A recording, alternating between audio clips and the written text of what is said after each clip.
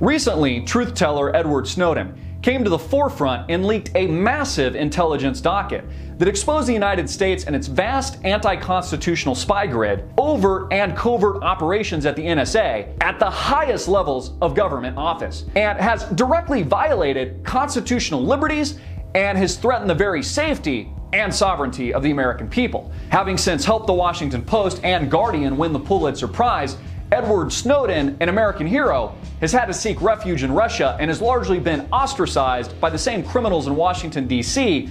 that he exposed. So what role, if any, did the Russian government and Vladimir Putin have in this historic leak? Some argue may be the most significant intelligence breach in recent history. Vladimir Putin, a former KGB officer, now turned president, has every intent on rebuilding an empire and destiny he believes was unrightfully stolen from the Russian people. This is exactly why the United States has been actively engaging in war games, covert operations in foreign lands like Libya, Syria, and now the Ukraine. Ukraine, a strategic checkpoint for the Russian Navy, hosting the Black Sea Fleet in the Crimea region, is also an economic powerhouse for the exportation of Russian natural gas. That gas is exported from Russia through the Ukraine and is roughly responsible for 30% of all natural gas exports, 70% of which is depended upon by the EU. Again, this is exactly why the United States, along with its European allies, are actively engaged in a destabilization effort in the Ukraine. Money.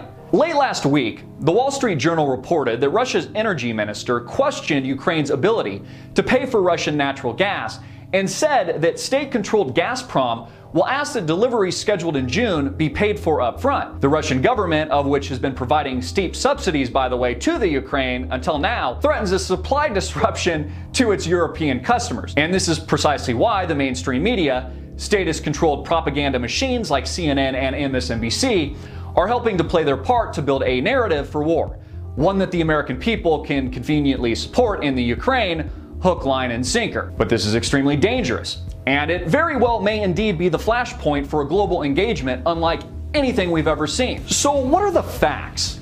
Just a few months ago, the rightful president of Ukraine, Viktor Yanukovych, was ousted by Molotov cocktail-wielding terrorists wearing gas masks backed by the United States and Western interests. This would be the equivalent of Vladimir Putin arming Occupy Wall Street with grenade launchers and machine guns to overthrow the Obama administration here in the US. This new puppet government has since taken over and is not the rightful or legal government of the Ukraine, and Putin has not invaded this part of the world in any way. Simply, he's responded to an attack by the United States. This point is extremely important.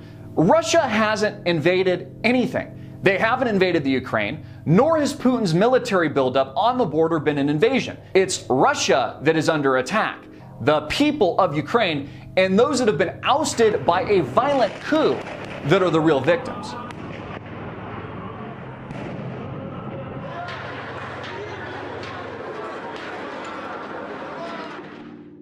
We know, based on intelligence leaks provided by Estonian Foreign Minister Urmas Paet and EU Foreign Policy Chief Catherine Ashton, for instance, that the snipers behind the attacks in Ukraine during the recent terrorist attack were not snipers of the Yanukovych government, as the US mainstream media wants you to believe, but instead the Western-backed insurgents that have recently overthrown the Ukrainian government. Not only have they been killing innocents, but the insurgents have been shooting at both sides of the conflict. Breaking news.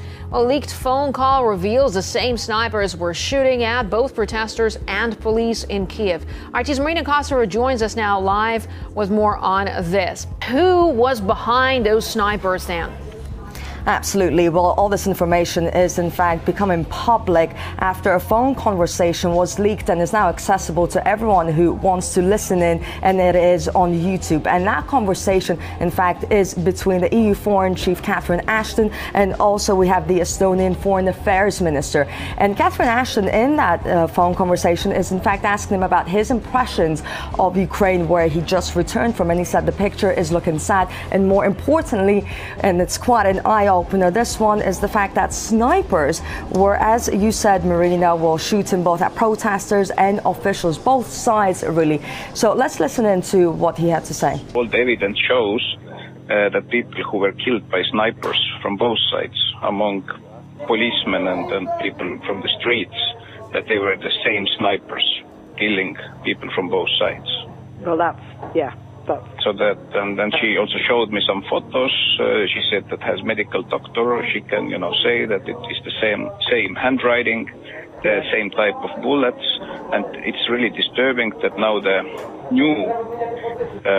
new coalition, that they don't want to investigate what exactly happened, so that there is now stronger and stronger understanding that behind snipers, it was not Yanukovych, but it was somebody from the new coalition. This is damning information, and it contradicts the Western narrative that the Ukrainian people have been supportive of a Western coup. Not only does this conflict with reports from Western media outlets like CNN, but it delegitimizes an already illegitimate puppet government. It also means that the Ukrainian people are no safer under Western control than they were under the previous administration. And what is the health of the Ukrainian people at this given moment? Not only has there been bloodshed, but civilians are being murdered at an ever-increasing rate, and the region is engaged in a violent civil war. Is this the peace and democracy Secretary of State John Kerry and others in Washington, D.C.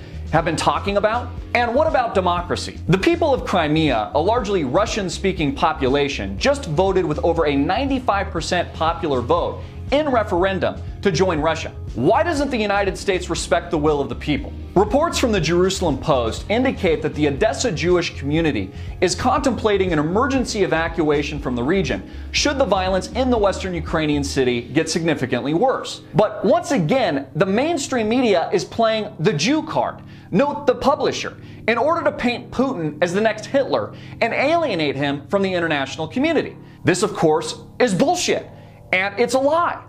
Putin hasn't invaded Ukraine. The US and EU have through their proxy, the IMF, the World Bank, and the United Nations. Case in point, the IMF recently approved a $17 billion bailout to the newly elected Ukrainian government.